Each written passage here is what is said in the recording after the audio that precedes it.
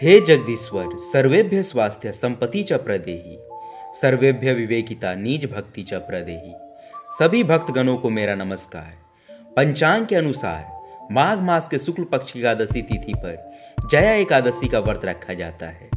इस साल 8 फरवरी 2025 यानी कि आज जया एकादशी मनाई जा रही है। मान्यता है कि इस तिथि पर भगवान विष्णु और माता लक्ष्मी की पूजा करने से साधक के समस्त कष्टों का निवारण होता है, साथ ही उसे भूत प्रेत की योनि से छुटकारा मिलता है।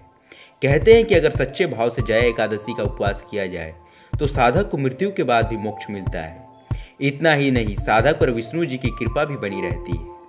ज्योतिष शास्त्र की माने तो इस वर्ष जया एकादशी पर मृगशीर्षा नक्षत्र बन रहा है, जिस पर वैधृति योग का संयोग है। ऐसे में जया एकादशी व्रत कथा का पाठ करने से व्यक्ति की सभी समस्याओं का निवारण होता है और उसके भाग्य में भी वृद्धि होती है।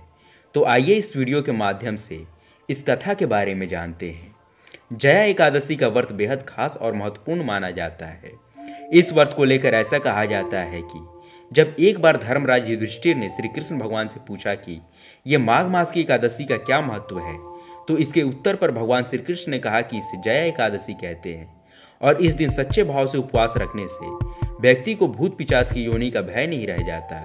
जया एकादशी के बारे में कहते हुए भगवान श्री कृष्ण ने कहा कि इस व्रत को विधि पूर्वक करना चाहिए। अब मैं तुमसे पद्म पुराण में वर्णित इसकी महिमा की एक कथा सुनाता हूँ।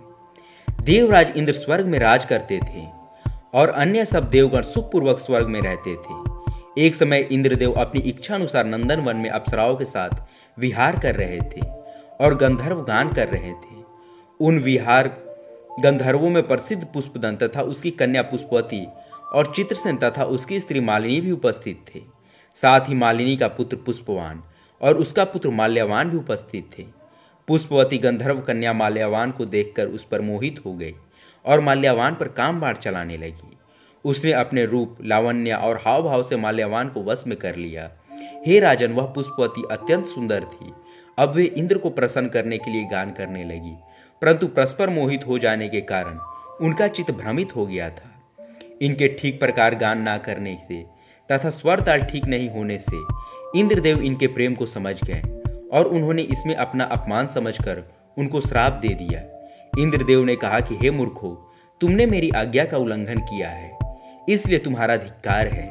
अब तुम दोनों स्त्री पुरुष के रूप में मृत्युलोक में जाकर पिशाच रूप धारण करो और अपने कर्म का फल भोगो।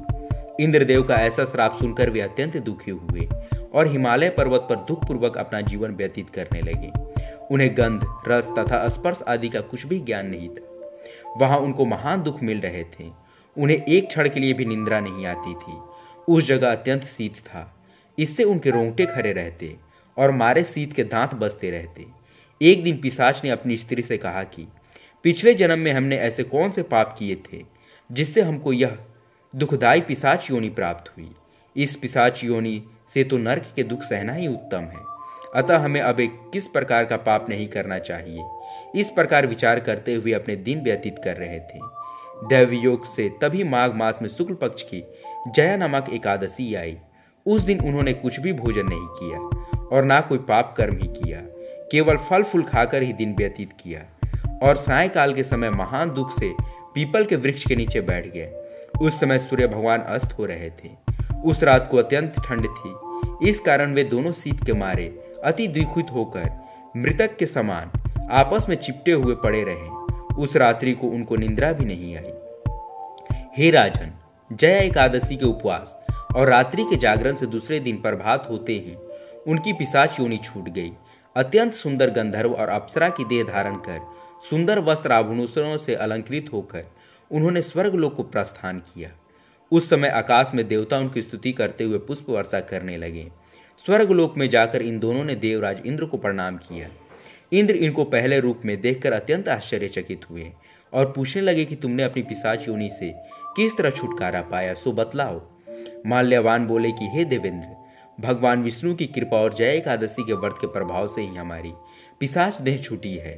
तब इंद्र भगवान बोले कि हे माल्यवान, भगवान की कृपा और एकादशी का व्रत करने से न केवल तुम्हारी पिशाच योनि छूट गई, वरन हम लोगों के भी वंदनीय हो गए, क्योंकि भगवान विष्णु और भगवान शिव के भक्त हम लोगों के वंदनीय हैं। अतः आप धन्य हैं। अब आप पुष्पवती के साथ जाकर विहार करो। श्री कृष्ण भगवान कहने लगे कि हे राजा युधिष्ठिर, इस जया एकादशी के व्रत से बुरी योनि छूट जाती है। जिस मनुष्य ने इस एकादशी का व्रत किया उसने मानो सब यज्ञ, जप, दान आदि कर लिए।